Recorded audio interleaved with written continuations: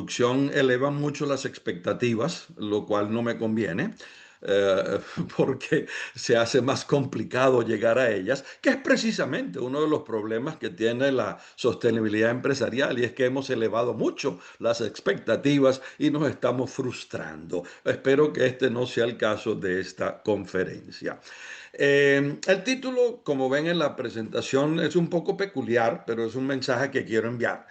La palabra clave es subordinada, que es la comunicación responsable subordinada a la sostenibilidad empresarial. Verán que en gran medida mi mensaje a lo largo de la conferencia es de que primero viene la sostenibilidad empresarial y segundo viene la comunicación. Y no como muchos comunicadores creen que la comunicación viene primero y lo demás se os dará por añadidura.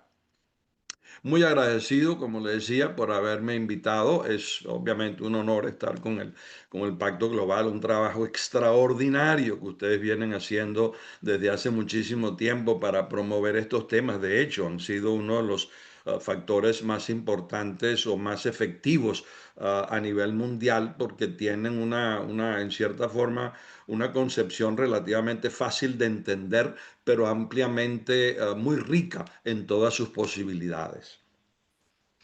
Segunda transparencia, por favor. A ver, ¿cuál es el objetivo de mi conferencia? El objetivo de la conferencia es poner los pies sobre la tierra, sobre el presente y futuro de la sostenibilidad empresarial y el papel subordinado de la comunicación responsable. Si tengo éxito con la conferencia, los habré hecho aterrizar. Ese es el objetivo principal que tengo. Hay mucha ilusión, hay mucho cuento de hadas sobre este tema de la responsabilidad empresarial y la realidad que nos enfrentamos el día a día. Yo que he estado dentro de algunos consejos de algunas empresas, lo puedes ver. Nosotros llegábamos como consultor con unas ideas muy bonitas, muy elegantes, pero que no son aterrizables. Entonces, lo que yo quiero lograr con esto, pretendo lograr con esta conferencia es aterrizarlos. Voy a tratarlo en tres grandes estructuras, si se quiere. Primero, voy a hablar de hasta dónde hemos llegado, cómo hemos llegado hasta aquí en el tema de la responsabilidad, sostenibilidad empresarial, porque estamos en el punto de máxima confusión. Desde mis 30 años que yo tengo trabajando en esto, estamos en el punto de máxima confusión en este tema. Y es importante para salir del punto de máxima confusión saber cómo hemos llegado a este problema de la máxima confusión. No ha sido una línea recta, han sido altibajos, hemos tenido momentos de euforia. De eso quiero hablarles para que podamos saber cómo salimos, en cierta forma, de esta etapa de máxima confusión. Segundo, la segunda parte les quiero hablar de que el denominador común de gran parte de toda esta problemática en realidad ha sido una comunicación. No hemos tenido una comunicación clara, mucha comunicación, muy confusa, mucho ruido. Ha sido uno de los principales problemas que hemos tenido para avanzar la responsabilidad empresarial. Y por último, más que un upasant, voy a hablarle un poco de la falacia del consumidor porque es un punto en cierta forma central para entender la confusión que tenemos y para entender en cierta medida uh, por qué mucha gente está agotada. Leía hoy, me enviaron hoy una noticia de que hasta el 60% de los responsables de sostenibilidad dentro de las empresas están agotados, no aguantan más. O sea, no estamos haciendo bien. Es cierto, creo que estamos apabullados, de eso estoy completamente seguro, estamos apabullados. Pero eso no quiere decir que estemos apabullados para mal. Deberíamos poder convertir ese apabullamiento, ese grandísimo interés que existe en algo positivo. Pero lamentablemente en este momento estamos en el punto de máxima confusión entre los Estados Unidos, que bueno, no digo nada porque ahora vivo aquí. En este momento estoy en Washington, es donde vivo. Cuidado, porque ahora no se puede decir nada por las redes sociales porque te graban. Pero también en Europa han creado una gran confusión cuando parecía que iban en una dirección muy firme. Se están alterando, se están desviando un poco.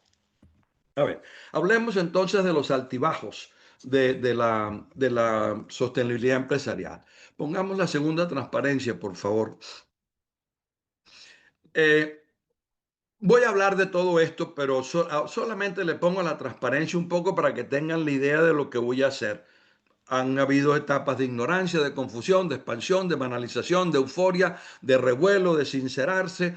No es que esto es un invento mío, por supuesto. Es mi impresión de todo este tiempo de estar trabajando en este tema, pero creo que puede explicar un poco esta confusión en la cual estamos y cómo podemos salir.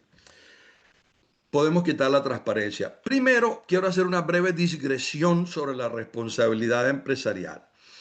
No es cuestión de hacer cositas aisladas, no es cuestión de seleccionar lo que está de moda en el momento, valor compartido, economía circular. Es, el tema es hacer, no es, perdón, no es hacer, es ser. El ser de la empresa, el carácter de la empresa, la cultura de sostenibilidad que tiene no puede ser circunstancial. Es cierto que hay que adaptarse a los tiempos, pero dentro de la estrategia y visión de largo plazo.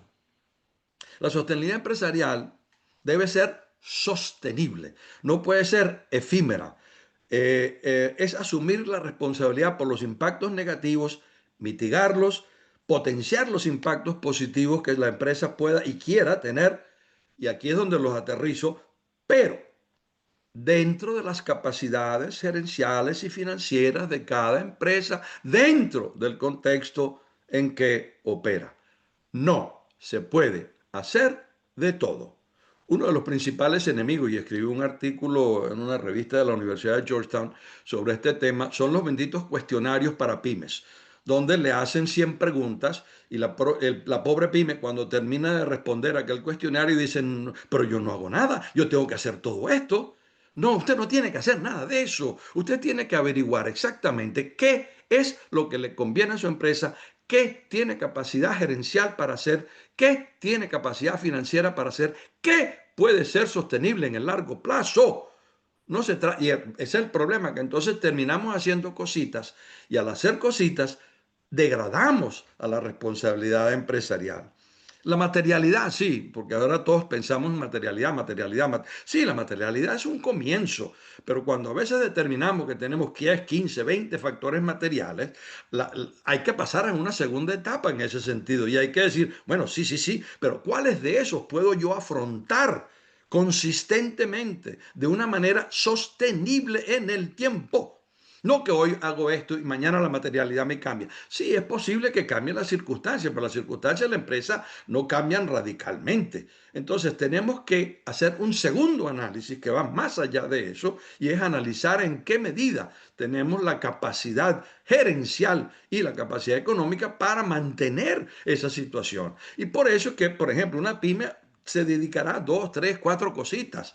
Una empresa grande, pues no le queda más remedio que, digamos, una empresa de 10.000 empleados, 20.000 empleados, pues tendrá muchas más demandas, tendrá mucho más impacto, tendrá muchas más posibilidades de hacer impacto. Pero a veces cuando veo que a la pyme le digan que midan las emisiones de gases de efecto invernadero, por Dios, si el 90% de las emisiones de gases de efecto invernadero son 80 empresas.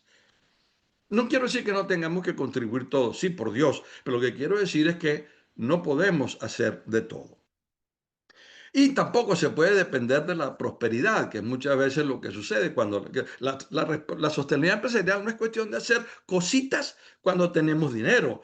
Es precisamente por eso que tenemos que seleccionar lo que es sostenible en el tiempo en función de los recursos que podemos tener. Cierto que hay un núcleo duro que debe mantenerse durante toda la vida de la empresa si ello fuera posible. Y es en cierta forma por eso que estamos llegando a un punto de máxima confusión, porque en cierta forma, como le digo, nos han apabullado. Voy a hablar un poco de esto más a medida que vaya poniendo vaya hablando de las diferentes etapas. Pongamos otra vez, por favor, la transparencia de los altibajos. La anterior, perdón, esa.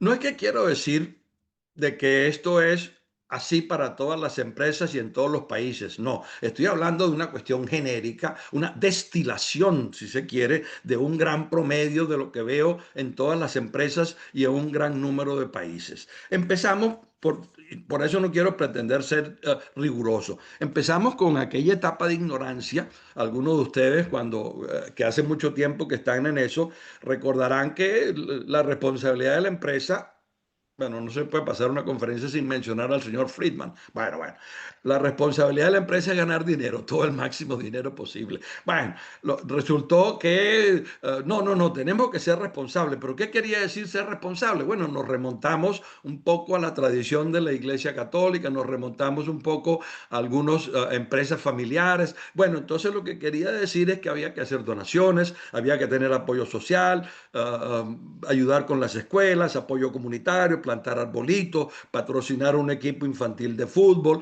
ser un buen vecino, etcétera, etcétera. Esa fue nuestra primera etapa de ignorancia.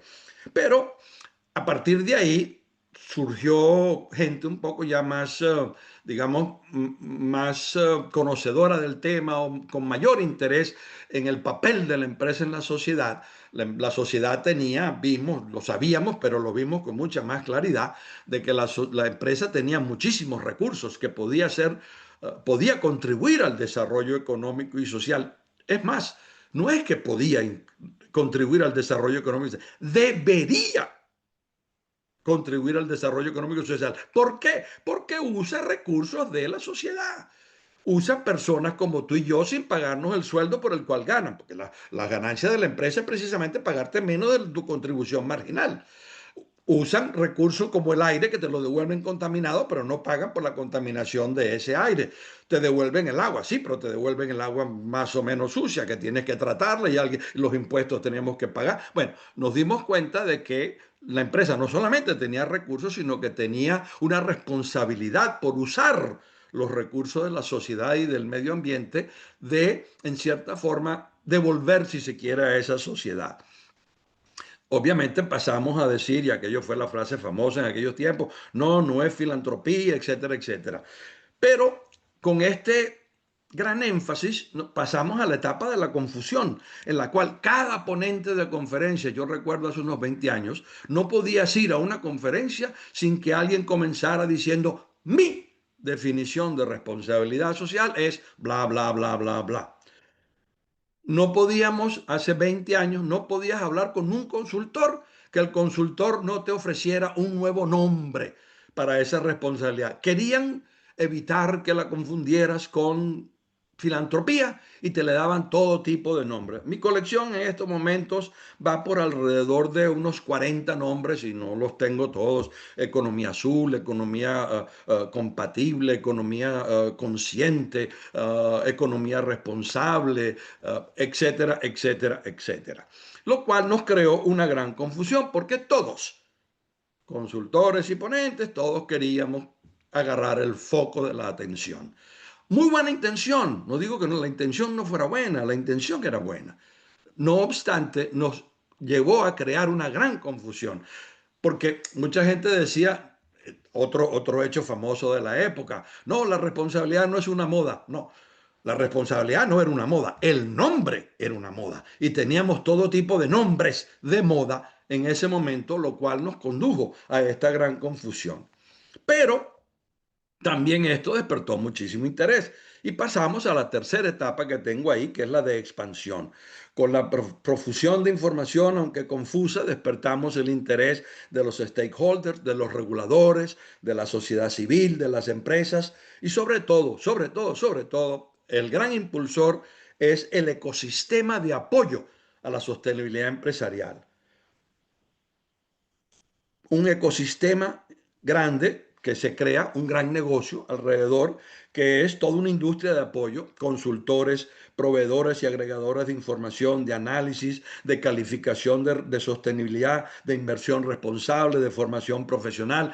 Diplomados salían de debajo de las piedras en cada uno de los centros informativos de los medios y empresas de comunicación especializadas, conferencias Había, no, yo casi que en aquel momento era más de una conferencia semanal sobre este tema en alguna parte, premios, certificaciones, instituciones multilaterales que nos empezamos a interesar sobre el tema. Yo mismo que creé las conferencias interamericanas hace unos, ya perdí la cuenta, más de 25 años en el Banco Interamericano. Toda esta industria fue clave porque como las empresas buscaban dinero, ofrecen productos y servicios que la sociedad necesita, este ecosistema buscando dinero también nos creó la expansión Ok. de la sostenibilidad empresarial. Algunos 50 hacían el personas, bien, otros 50 no tan árboles, uno bien, por pero cada persona. contribuyeron a mantener mucho el interés sobre estos Ok, temas. Pero después pasamos a la etapa de la banalización, que con toda expansión viene la no todavía, dejemos la anterior todavía, perdón, la transparencia anterior, perdón, todavía. Les decía entonces que con la expansión viene la generalización, con la generalización viene la popularización y con ella viene la banalización.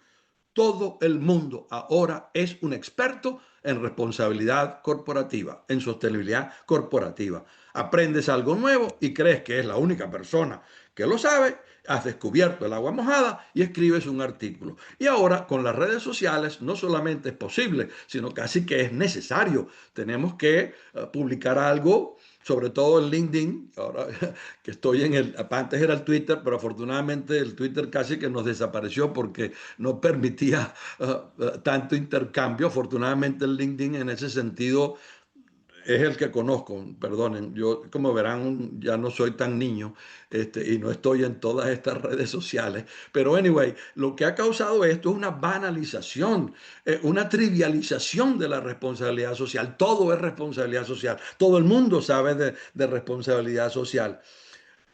Cuando tratamos de promoverla, no preguntamos cuál es la contribución que hace al conocimiento o al avance de la práctica.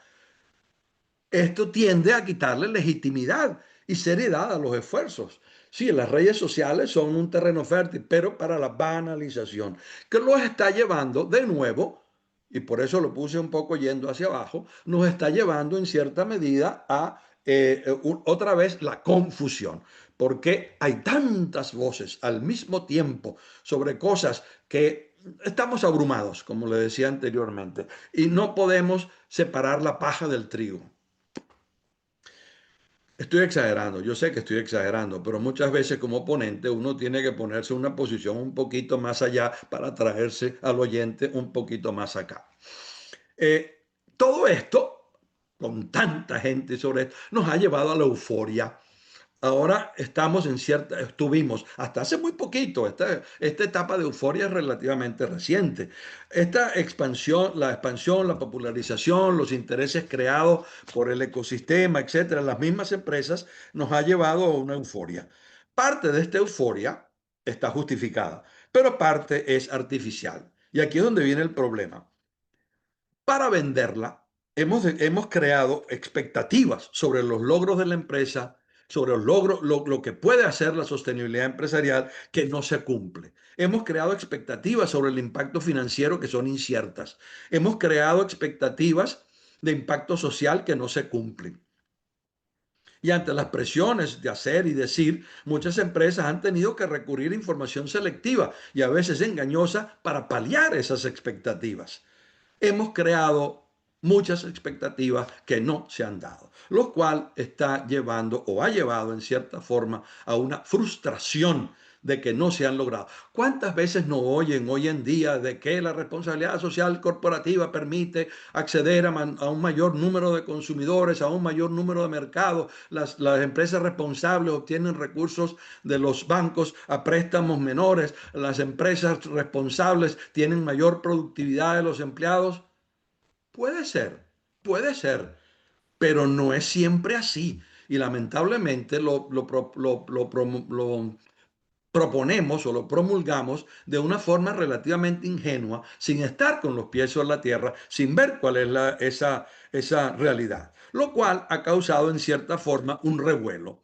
Estos excesos y eso sí es un poco negativa. Estos excesos, como ocurre en muchos ámbitos, una reacción produce una reacción contraria, la tercera ley de Newton. Cuando se presenta toda esta euforia, por supuesto, es casi que natural que se presente una reacción de algunos elementos, los que van en contra, los que no le ha gustado mucho anteriormente, los que siempre hemos tenido como enemigos de la sostenibilidad empresarial, los que solamente se preocupan de maximizar los beneficios, obviamente que han despertado. Cuando la cosa estaba más o menos en calma, no pasaba nada. Pero ahora que ven que la cosa va en serio, se han despertado y han creado algunos colectivos y sectores industriales han creado una reacción negativa. Por ejemplo, el caso claro es en Estados Unidos, pero también en Europa, que tenían hasta hace, bueno, todavía están, una gran cantidad de regulaciones sobre la responsabilidad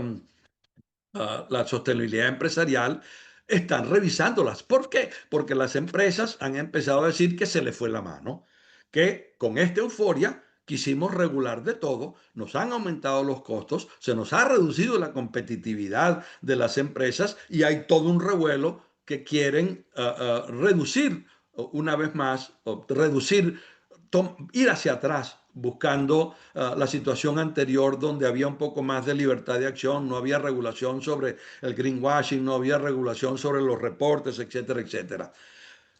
Pero también se está presentando, ahora sí estoy hablando de hoy. Hoy hemos llegado a la etapa de sincerarse.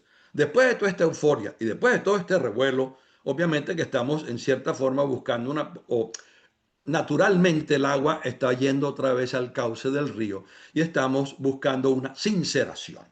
¿Por qué? Y en esto ha contribuido muchísimo que por fin nos hemos puesto de acuerdo con estándares de reporte.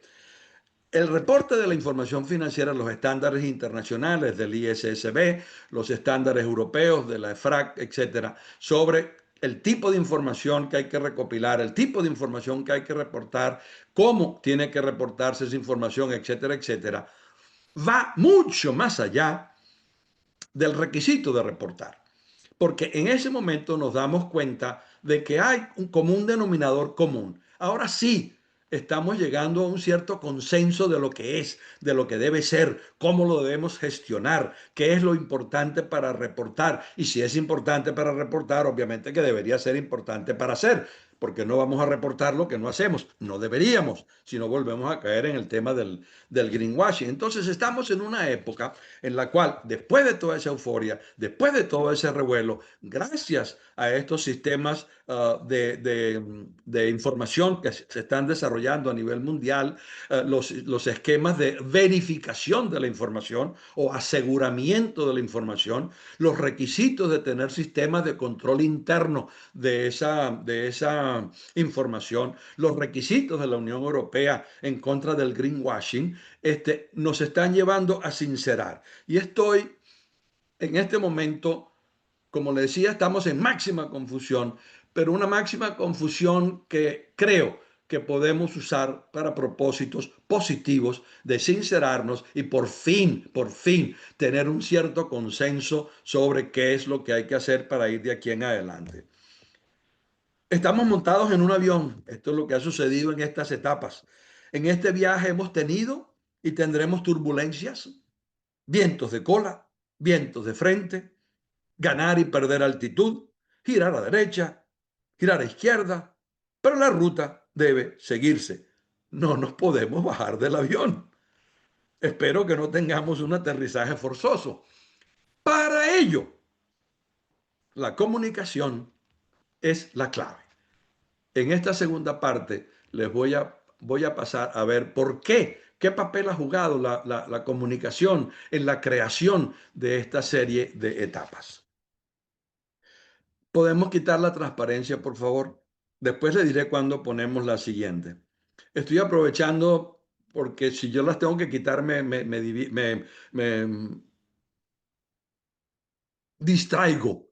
En vez de si alguien me ayuda, pues me va mucho mejor. A ver, la comunicación. Tenemos que tener, obviamente, la comunicación responsable, pero la comunicación o su falta es la que ha incidido en gran parte en estos altibajos y la que tiene un papel crítico en que el avión continúe en el aire.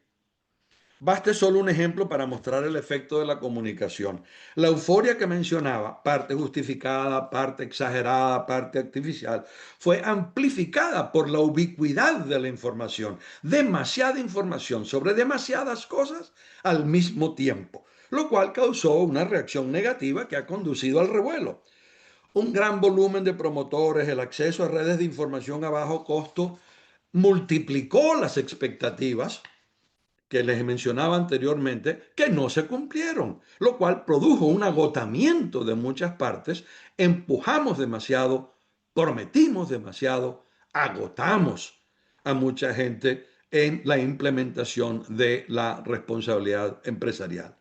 Y el denominador común de estos altibajos es la comunicación. Y en particular el problema que ya les había adelantado de semántica, que todo el mundo habla de esto de formas diferentes. ¿Cuánto tiempo tardamos en mostrar que la responsabilidad no era filantropía, pero que había un gran número de empresas que todavía lo seguían utilizando, lo cual fue utilizado muy diestramente por los enemigos de la responsabilidad? No comunicamos bien. ¿Cuánto trabajo nos tuvimos para mostrar que lo que representaba la responsabilidad de la empresa ante la sociedad, como le había comentado antes? Pero supuestamente para aclarar esa realidad, para ganar prestigio, se inventaron decenas de nombres, lo cual condujo a esa confusión. Problema de la comunicación. Y uno de los grandes culpables, bueno, no es que sea de los grandes culpables, pero uno de mis enemigos favoritos es la creación de valor compartido, que se creó en base a atacar la responsabilidad social de la empresa, cuando en realidad era un concepto muy inferior, porque pretendía crear valor económico y social simultáneamente en cada proyecto, cuando la responsabilidad de la empresa trasciende una actividad en particular y es una actividad global a largo plazo. No incluía temas como la corrupción, no incluía temas como la responsabilidad por los individuos dentro de la empresa, etcétera. De tal manera que también nos llevó a crear un poco ese sentido de confusión. Mala comunicación. Para apaciguarla, perdón, para promoverla y apaciguar a los maximizadores de beneficios financieros, se usó mucho la comunicación para el argumento de la competitividad de la sostenibilidad. ¿Cuántas veces no oyen que la sostenibilidad es un instrumento de competitividad? Puede ser, puede ser. Les voy a hablar un poquito más de esto, puede ser. Pero se vendió demasiado y de una manera muy ingenua. ¿Es un instrumento de competitividad? No, no es un instrumento de competitividad. Puede ser, depende de la empresa y depende del contexto en el cual ella opera. Hay muchas actividades de responsabilidad que no rinden beneficios financieros, pero que se deben llevar a cabo por un argumento moral, por un argumento de justicia, por un argumento de reconocimiento de que estamos usando recursos de la empresa, perdón, de la sociedad. Entonces, no todo debe ser un argumento económico, aunque ayuda, obviamente, para convencer a los escépticos. Ha sido un instrumento de la competitividad muy, muy, muy, muy importante para convencer, porque cuando esto empezó, la gran mayoría de los dirigentes eran dirigentes educados en escuelas de negocios que habían educado bajo la idea de la maximización de beneficios financieros y que todo lo demás eran gastos sin beneficios. Entonces tuvimos que mostrarles, no, no, no, no, no, no, no, la sostenibilidad empresarial tiene beneficios. Sí, tiene beneficios, pero no todos son financieros, no todos son tangibles, no todos son en el corto plazo. Pero el problema de la sostenibilidad empresarial es que la gran mayoría de sus costos son tangibles y en el corto. De allí que tenemos que tener una visión muy amplia y muy de largo plazo para apreciar la intangibilidad de algunos beneficios y el plazo largo en el cual ocurren. Entonces, cuando nosotros vendemos una idea de que la responsabilidad empresarial rinde beneficios en el corto plazo financieros, estamos invitando a la frustración y estamos invitando a un rechazo una vez que no se creen esas expectativas. Ahora sí quería poner la próxima transparencia, por favor.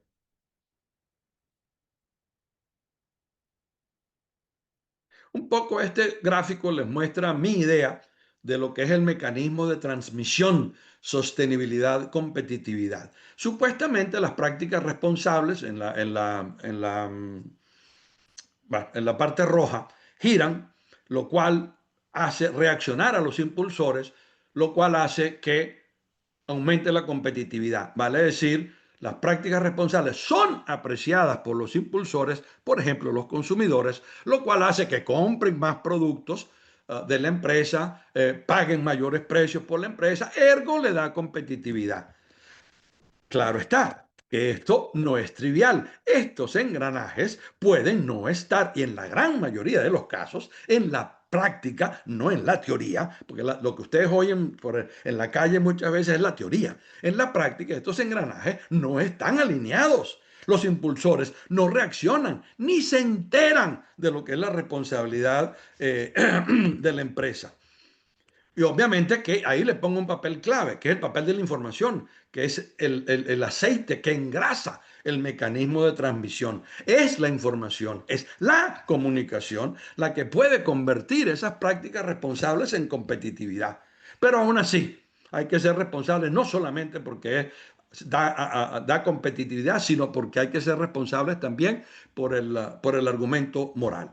Esto es un poco el argumento que tiene ahora la Unión Europea, la gran discusión, si alguno de ustedes lo ha oído, que están quitando gran cantidad de regulaciones porque supuestamente atentaban contra la competitividad de las empresas europeas frente a China y Estados Unidos, que no tienen muchas de esas reglas. No voy a entrar en detalles, pero es un craso error de la Unión Europea porque las regulaciones sobre sostenibilidad sí tenían algunos costos, pero son relativamente menores comparados con muchos otros problemas que tiene la Unión Europea en términos de la competitividad. Y los reguladores, perdón, los políticos en este momento están ignorando los beneficios que tenía la regulación de la sostenibilidad sobre el acceso a capitales, porque sabemos qué es lo que hacen las empresas, la confianza de los consumidores, el impacto social y medioambiental que tienen esas regulaciones, etcétera, etcétera. Pero sin entrar en detalles, les voy a poner un ejemplo sobre esto aquí. Todos habrán oído resultados de encuestas sobre compras responsables, por ejemplo. Una reciente reportó que el 76% de los encuestados colombianos afirma que solo compra productos y contrata servicios de empresas responsables. 76% de los colombianos solo compra productos responsables. ¿Cuántos colombianos hay? 50 millones, la verdad que debía haberlo averiguado antes. Pero son muchos para decir que el 76% solo compra productos responsables. El 65% de los colombianos afirma haber evitado compras o servicios por saber que eran irresponsables. Es más, la encuesta se atreve a decir que el valor medio de las compras no realizadas son de 184 euros, no, dólares, 184 dólares al año. Las compras no realizadas. A ver, párese en la esquina y pregúntele a alguien si ha comprado productos porque sabe que no son responsables.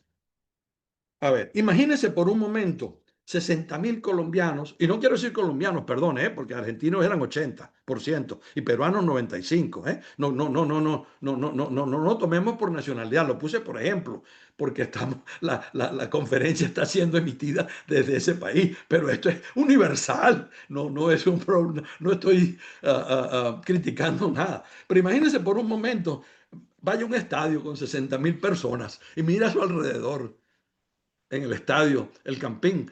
Mire a su alrededor en el estadio. Usted me dirá que 45.000 de esas personas solo compra productos responsables.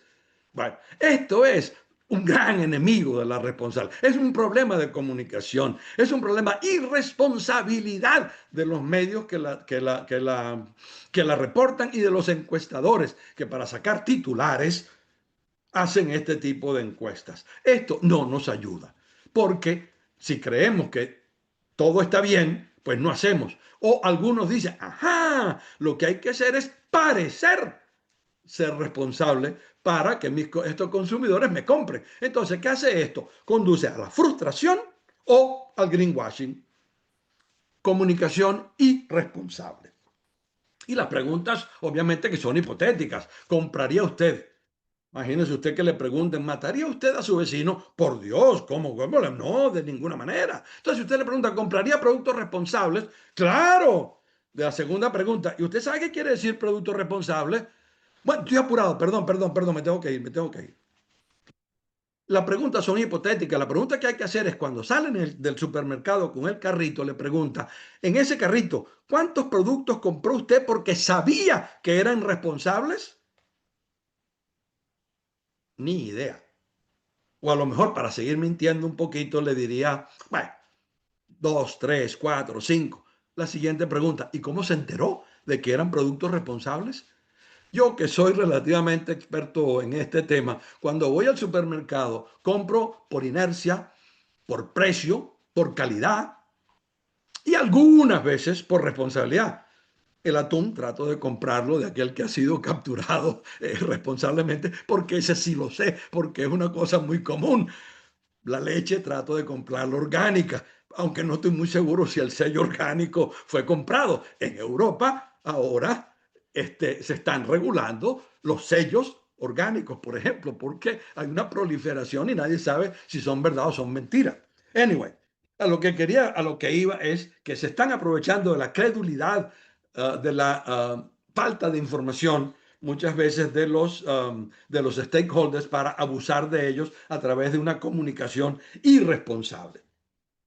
En vista que ya creo que me quedan solamente unos 10 minutillos, vamos a seguir adelante. Entonces, la comunicación es clave, como pudieron ver. Es clave para crear confusión, es clave para crear revuelo, es clave para sincerarse, es clave para promover legítimamente la responsabilidad empresarial. La comunicación en el sentido más amplio de la palabra debería transmitir una fotografía de altísima definición de unos rayos X de la empresa, no una pintura de la empresa. Fotografía con rayos X de la empresa, no pintura. Entonces, lo importante, pero en esta comunicación es el hacer. La comunicación debería ser subsidiaria. La necesidad de comunicación no debe guiar la acción, debe estar al servicio de la acción y era la clave de mi título de que la comunicación debe ser subsidiaria. No debe ser un tema de gestión de imagen.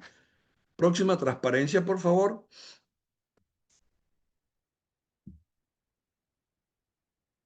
Ajá, la mujer del César nos da la respuesta.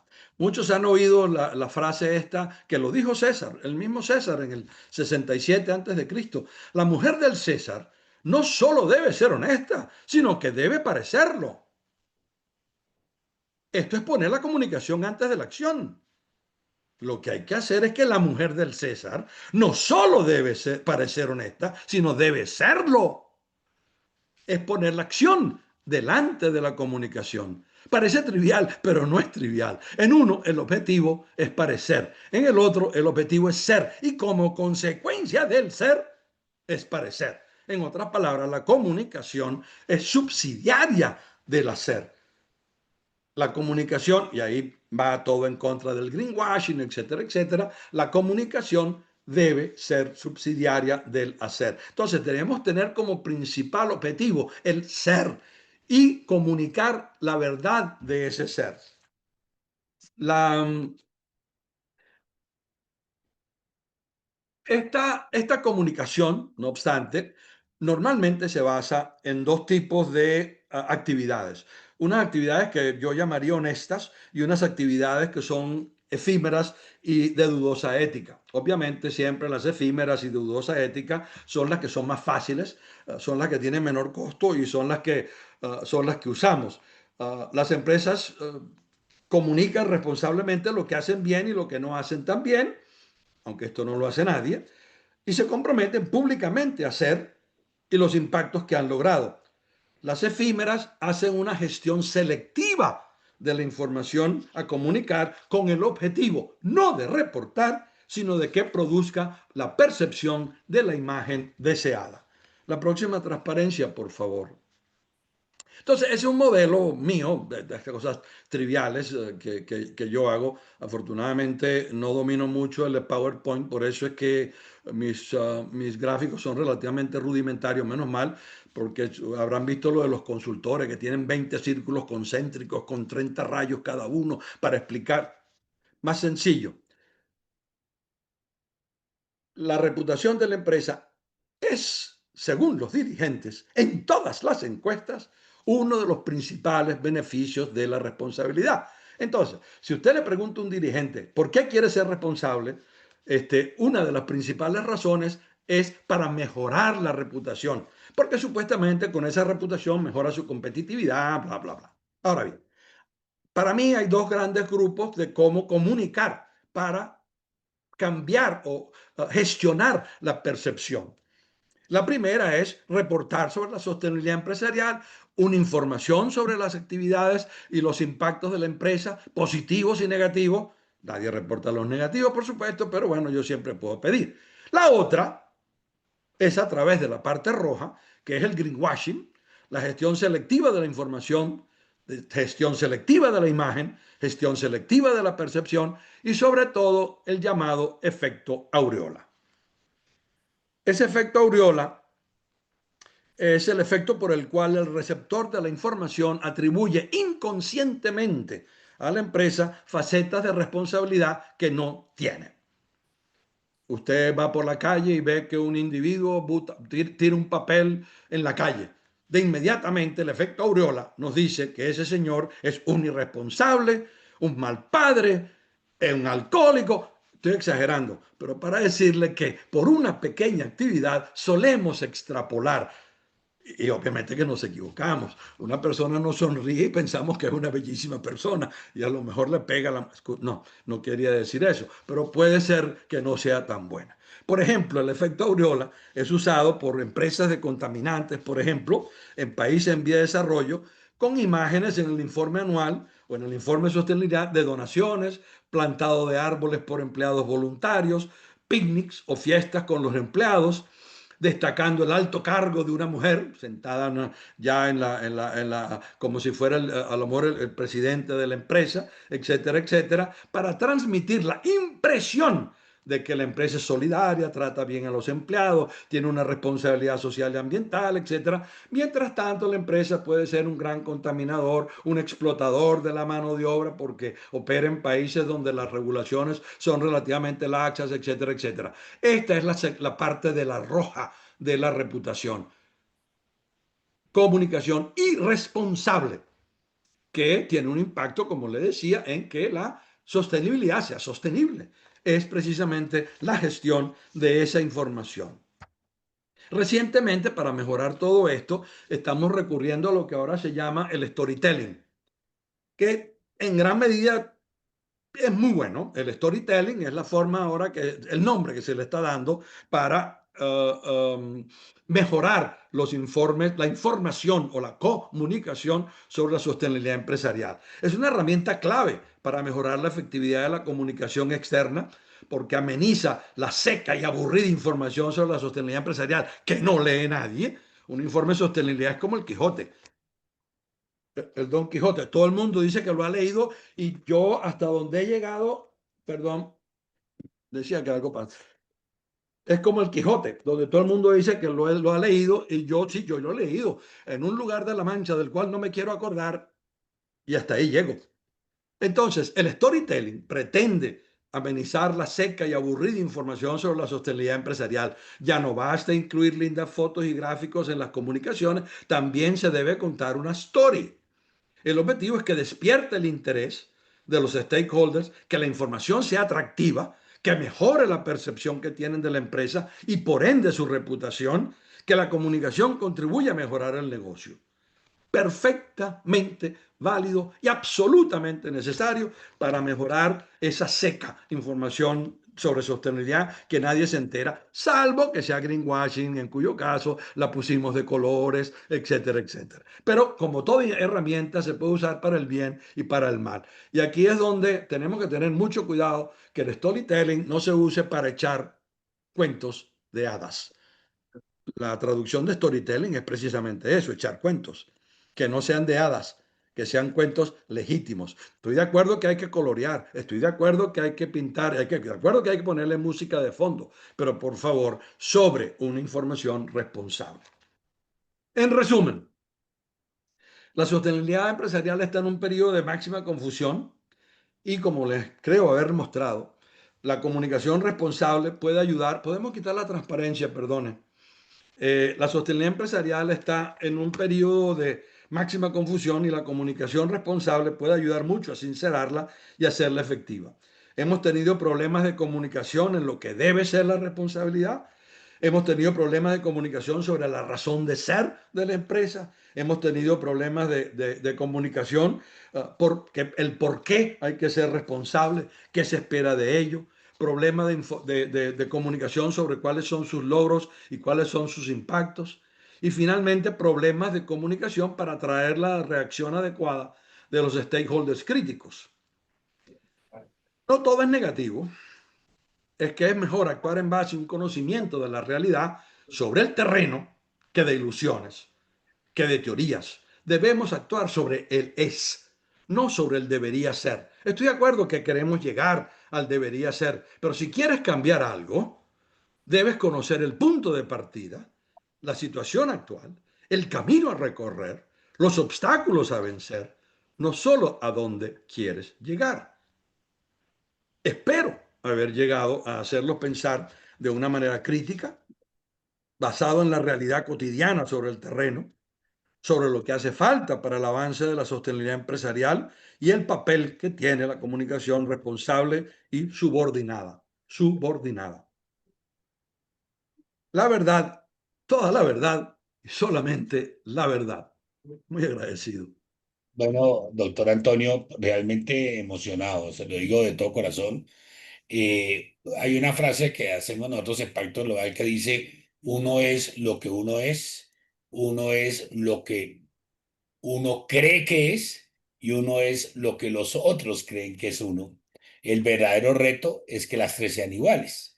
Obviamente a veces prima una sobre la otra y eso es lo que usted acaba de exponer con lujísimo, con un lujo de detalles, con una, voy a ponerlo con una simpatía y una empatía para que nos llegue a mirar a ver cómo es que estamos avanzando. Voy a darle la palabra al profesor Gustavo Yepes para una pequeña notita y luego al profesor Camilo Mejía, luego a nuestro compañero Diego y ya terminamos finalizando. Sí, doctor Antonio, Que me pongan la última transparencia, perdón. la última Se me pasó. transparencia, Miriam, por favor. Solo 2 segundos. No, no hay problema, el tiempo que usted decida. Para quien esté interesado, esos son mis 12 libros sobre responsabilidad